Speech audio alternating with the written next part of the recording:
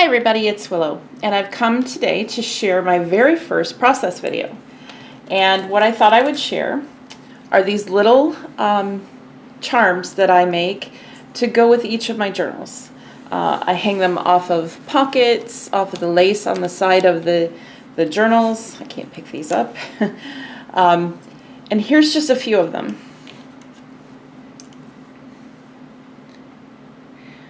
I've made them from, here, I'll show you here.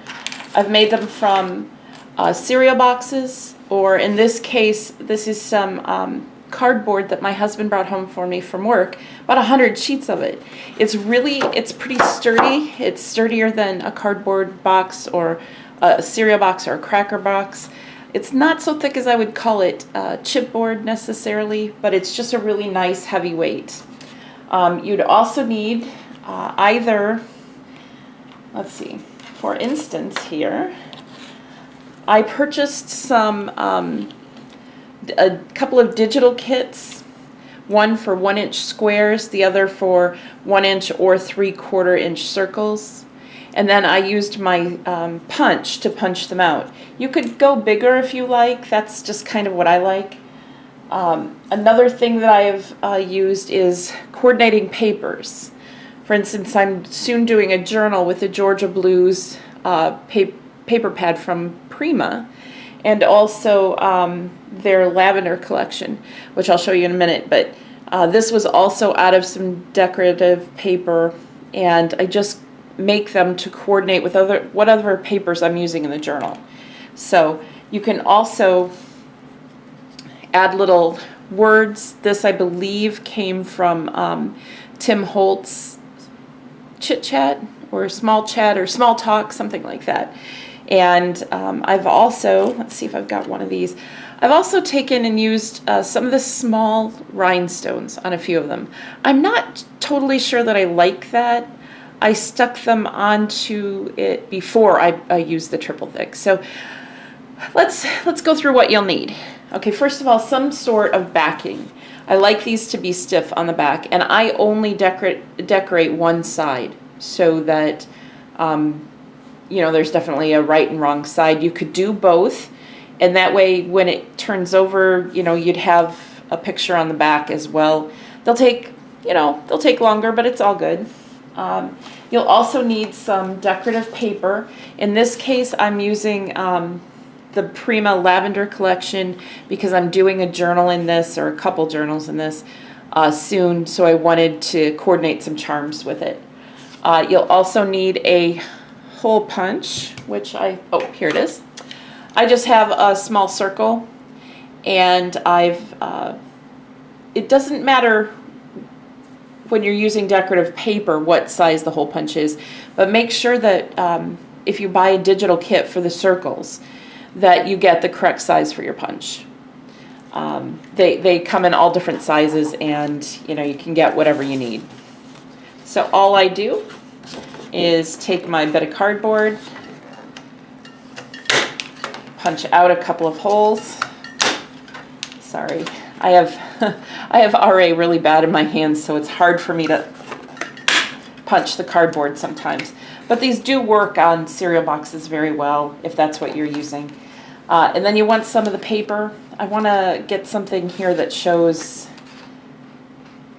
yeah, that looks good. We'll punch that. We'll punch another one. I use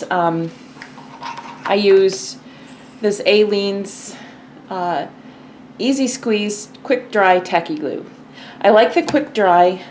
It does dry very quickly, but for me, the bonus here is this comes in a top that goes on the bottom, and you stand it up. So when you go to get it, it's all ready. The glue has dropped to the bottom, and it is a lot easier to squeeze. Having difficulties with my hands, that's really important to me.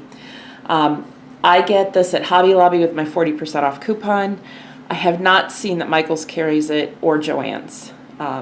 They carry it in the tube, and that's fine, but I really need the Easy Squeeze. So anyway, enough about that, right? Here we go. Take one of the pieces of cardboard, just a little dab of the tacky glue. Doesn't really matter what direction or anything at this point that you put your paper on. You just want a good seal. You could also use Fabri-Tac would probably work all right, although you'd need to make sure it's very smooth. Glue stick would probably work. You're just adhering paper to cardboard, no big deal. Once you've done this part, I like to distress my edges. It really just gives it a more vintage look and a more finished look. You know, you don't have any white then on your edges. I don't know if you can see that. But it just gives a more polished, more finished look. Once I've inked them, and I usually do these in a big bunch, and after I've put the triple thick on, I usually grab a cardboard box lid and I just lay them in there, you know, to dry. That way I can pick up the box lid and take it to another room, so it's not, you know, in my work area. If I leave it in my work area, oh, they will get damaged in some way. I can almost guarantee that. So to apply, this is what I use as the coating for the top. It's triple thick by Deco Art. I believe I got this particular jar at Hobby Lobby. It runs about $6. Again, you can almost always use a coupon for it. I believe Michael's has it as well. You could also use diamond glaze, although I've always found that diamond glaze gives a little bit of a yellow tint to it, and as it dries, and it's kind of not very clear. And the same with oh, I can see the bottle and I've got some here. There's another kind out there that a lot of people use that I find kind of cloudy. This dries clear. I mean, you can't really tell that other than the glossy finish. It dries very clear. So all I do is I try to drop some on there. It makes it spread out a little more evenly. I almost always end up with brush strokes. That's why I do 2 coats typically. That one's ready to dry. You just brush it on and let it dry for a couple of hours. Here's another one from the Prima Georgia Blues collection. Again, just spreading the glue around, and boom.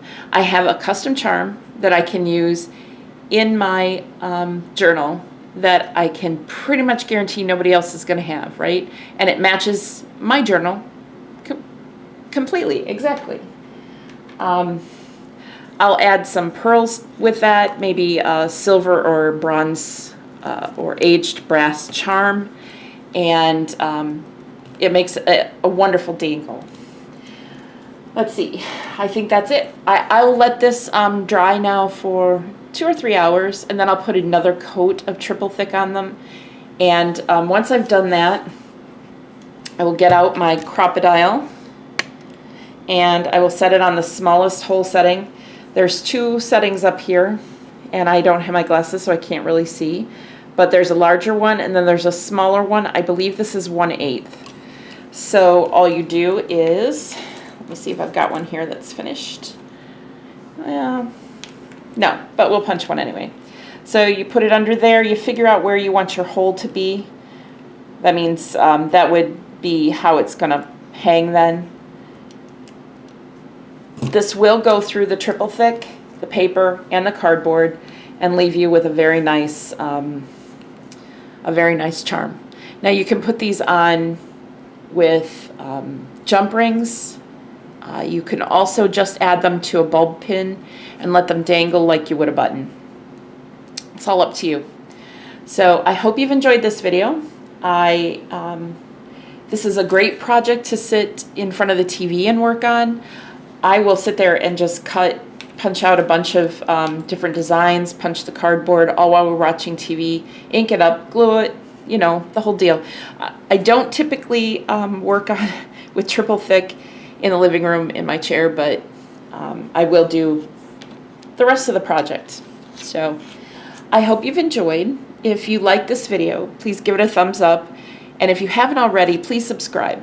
New channel here and trying to grow my subscribers. And so I would appreciate you helping. If you like this video enough to share it, please do so. Thank you so much. Talk to you soon. Bye.